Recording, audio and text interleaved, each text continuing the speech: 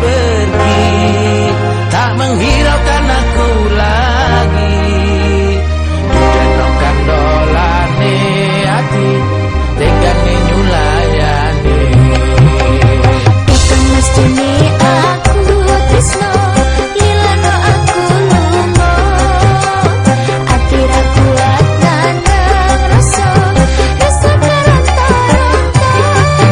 Cinta bisa jangan beneran, aku cuma buat main.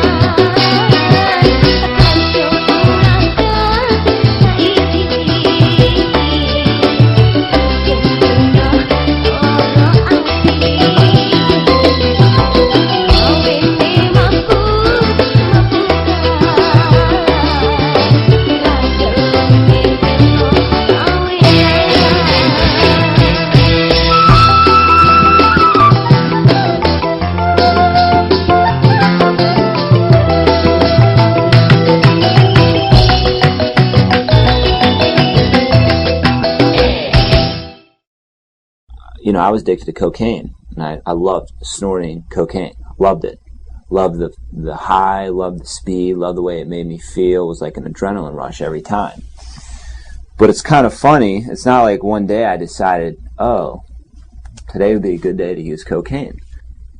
My dad owned a gas station, so he had a lot of cash on him. And I can remember waiting for him to leave the bedroom, and he would leave his wallet in the underwear drawer. And I used to wait until he left, and I would go upstairs to his bedroom and peel off 20s and $100 bills, stuff them in my pocket, and wait till my friends would come pick me up, and I'd be out the door using coke. Stealing money out of my mom's pocketbook and having her accuse me of stealing and basically figuring out ways to manipulate her into thinking that I didn't take it. And it got pretty bad to the point to where I wasn't who I was anymore. I mean, I was just like this criminal.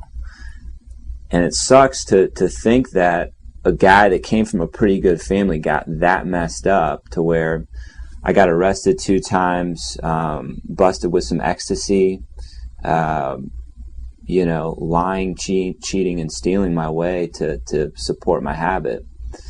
I was diagnosed when I was 14 years old as having ADHD, attention deficit hyperactivity disorder. In English, my English teacher did. And went to a psychiatrist who did a 30-minute max interview evaluation, did some puzzles. They made me listen to some sounds, and the diagnosis was I had ADHD and I also had a hearing disability. So the prescription to those 2 things was I wasn't allowed to take a foreign language because I couldn't hear certain sounds, and they prescribed me a drug called Dexedrine. Went to my family doctor, got the prescription, started my Dexedrine, and that's when it all started. After about a month of using the Dexedrine, I noticed when I would take it, I'd get this rush, this speed, and then I would come down. I wasn't able to eat. But somebody taught me in high school that you could crush up, your ADD or ADHD medication, and it was just like using cocaine. And I was like, wow, that's pretty cool. So I started crushing it up. I crushed up 2 or 3. Before you know it, I was making tons of money in high school, selling this stuff to people, selling it to girls so they could lose weight, selling it to guys so they could drink more on the weekends and snort some, Dexedrine, and it'd sober them up.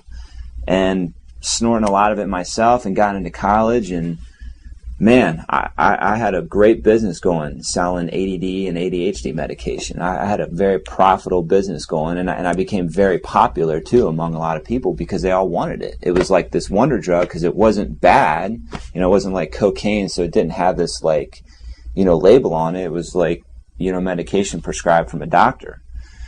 Anyways, I remember the first time I did cocaine, I was like, wow. I was like, this is exactly like something else. And I remember being like, this is exactly like Dexedrine. Except Dexedrine would last like 1 or 2 hours. The high would last like 1 or 2 hours. Cocaine would only last like 20 or 30 minutes. Like you do a bump of cocaine, bang, you'd have to do like another one. Dexedrine, you crush up like 4 or 5 pills, you'd be good for like 2 hours. I mean, the only thing that sucked about Dexedrine is like the next morning you have like the orange loogies or whatever, you taste it all, and it was pretty nasty. But other than that, that's where it really all started for me, was snorting my ADHD medication. I have been totally sober now for almost 7 years. Life is pretty cool now. I'm married, been married for almost 3 years, beautiful wife, got a pretty nice house, awesome dog, and can't complain. I mean, to think that I'm at a point now when, not too long ago I was sitting in the airport and somebody gave me $20 because they thought maybe I was a bum or homeless or, something was wrong with me.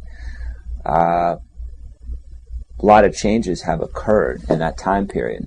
And, I've been able to actually beaten my addiction. You know, I feel like I'm cured. Like there's not this ongoing stigma with it. And, you know, I got together with some people and, you know, want to share some of my successful actions in overcoming and beating my addiction, or like I like to say, curing myself of drugs and alcohol, and how that all worked. And I'm going to be making some videos and showing you guys what I did.